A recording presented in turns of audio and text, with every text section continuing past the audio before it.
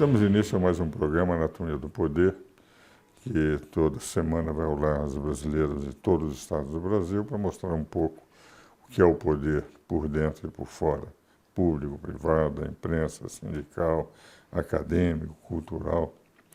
Hoje vamos conversar sobre tributos e política. Trago como convidado para o debate hoje um dos maiores tributaristas da história do Brasil, o professor Kiyoshi Arada. Seus livros têm dezenas de edições em matéria de direito tributário. Mas não é só um jurista dedicado ao direito e ao direito tributário. Ele é um humanista e, como humanista, procura fazer o entrosamento entre a cultura brasileira e a cultura japonesa. É um dos grandes artífices para a promoção da cultura japonesa no Brasil.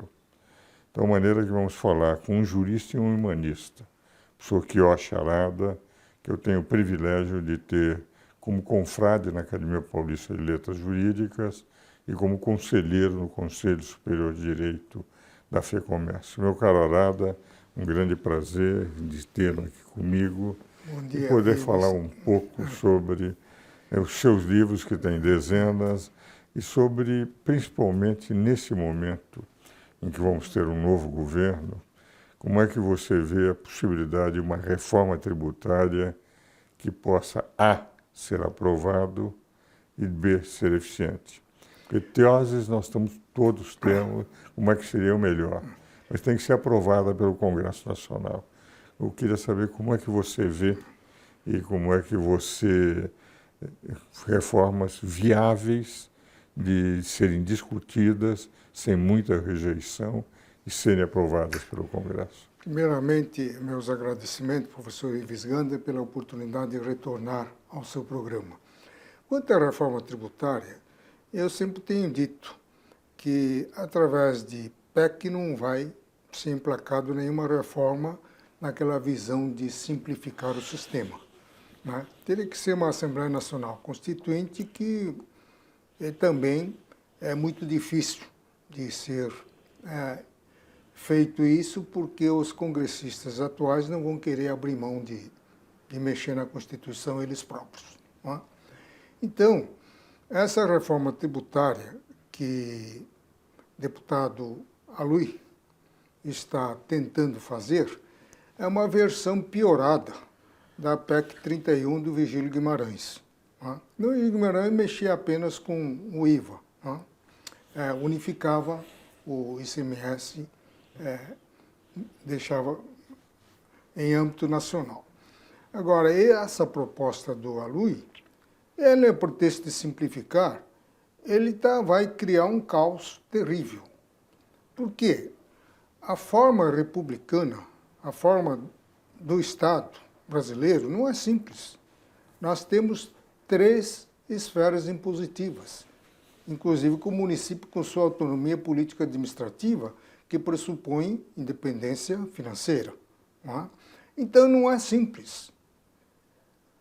O poder tributário, que é uma divisão do poder estatal, há de estar subdividido em espaços regionais e subregionais, para exatamente assegurar aquilo que a Constituição proclama com todas as letras: autonomia e independência das entidades políticas componentes da Federação Brasileira. Isso não está acontecendo. Na proposta dele, a União perde apenas 2 tributos regulatórios, o IPI e o IOF, e ganha, mantém todos os demais tributos, e ganha o IGF, que é um tributo superado, e ganha aquilo que a mídia apelidou de imposto seletivo. Porque a União escolheu os tributos mais rendosos e de fácil arrecadação, como o incidente sobre energia elétrica, comunicações, petróleo, bebidas e automóveis novos. Né? Quer dizer, esse IPVA que é incorporado ao IVA, não é? Já vem um IPVA esvaziado, só sucatas. O carro novo, que é de fácil arrecadação, por via de substituição tributária, arrecada-se antecipadamente. E é a mesma coisa com derivado de petróleo, comunicação e energia elétrica, em que a União fica só assistindo, né, no camarote, o dinheiro entrando via conta de luz, conta de telefonia, entendeu? Em cujos preços, chamados de tarifas, estão embutidos 13, 14 penduricalhos. Tudo aquilo que a União deveria gastar em termos de infraestrutura, em comunicação e energia elétrica, por conta do orçamento anual, está inventando lá programa de utilização do sistema de eletrificação, programa de expansão das energias elétricas estaduais, e cobram isso das concessionárias, que, ipso fato, repassam para o consumidor. Agora, a concessionária não tem nenhum interesse em brigar com a União, dizer que isso é inconstitucional, porque simplesmente repassa. A mesma coisa faz com o preço da gasolina. Quebraram a Petrobras e agora nós aqui temos que reconstruir. Então, esse sistema não é bom. O seguinte, é interessante, mas eu pessoalmente discuti muito com o deputado Raul,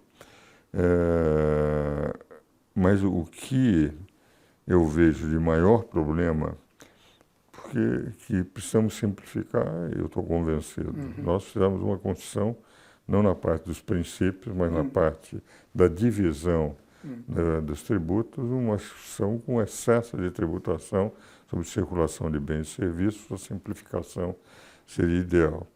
Agora, e tenho a impressão que a linha que ele adotou foi essa simplificação. O problema maior que eu vejo, entretanto, Arada, você analisou problemas de dificuldade de a União ficar com a cereja do bolo.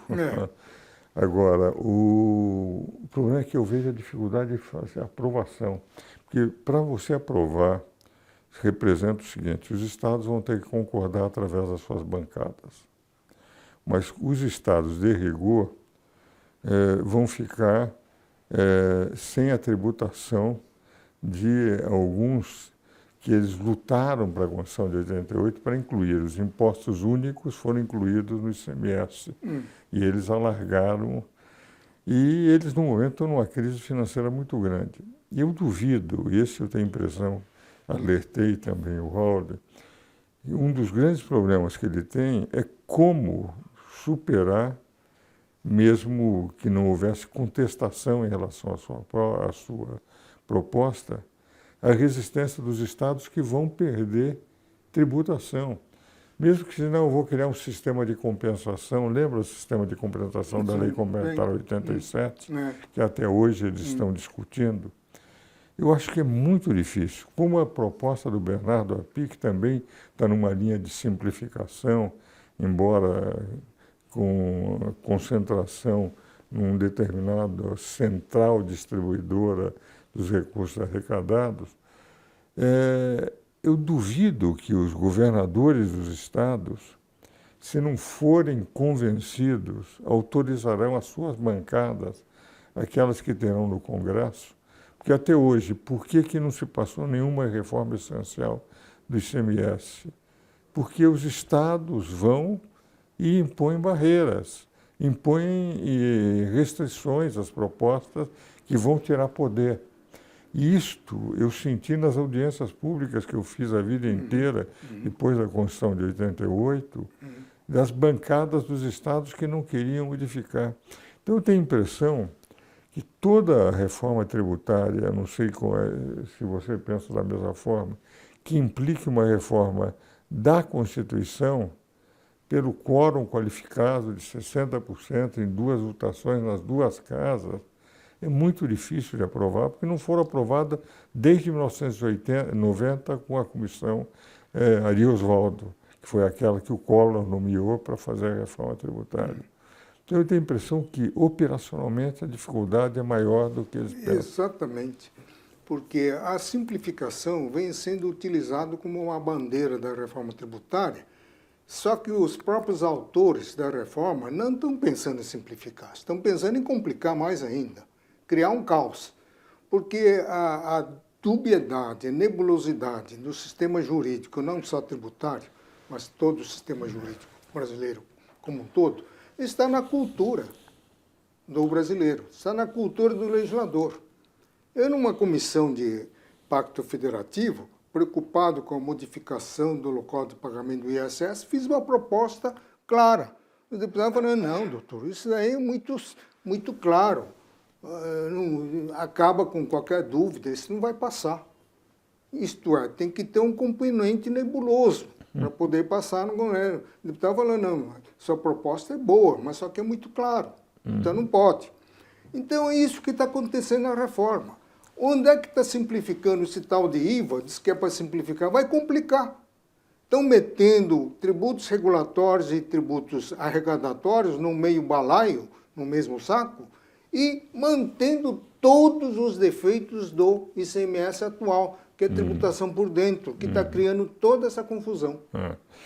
Esse, na minha opinião, vai ser o grande problema para eles enfrentarem. Mas sabe como é que você faz essa reforma? Reforma pontual. É seguir aquilo que eu disse na Comissão de Reforma Tributária em 1998, por aí. Né? Fazer uma reforma pontual. Para acabar com 90% das discussões sobre questões tributárias, eu preconizei, por exemplo, inserir o artigo 8º, parágrafo 8º, artigo 150. É vedado a inclusão do valor do tributo na sua base de cálculo, bem como na base de cálculo de outros tributos. Aí falaram que fica muito claro. Então, eles querem ficar discutindo. Agora, você vê, agora estão discutindo, começou esses dias, a discussão sobre qual o critério para excluir o ICMS da base de cálculo por fim. A Carmen Lúcia diz que é o valor destacado, que não tem nada a ver com o ICMS que está embutido no preço. Agora veio uma solução de consulta, né?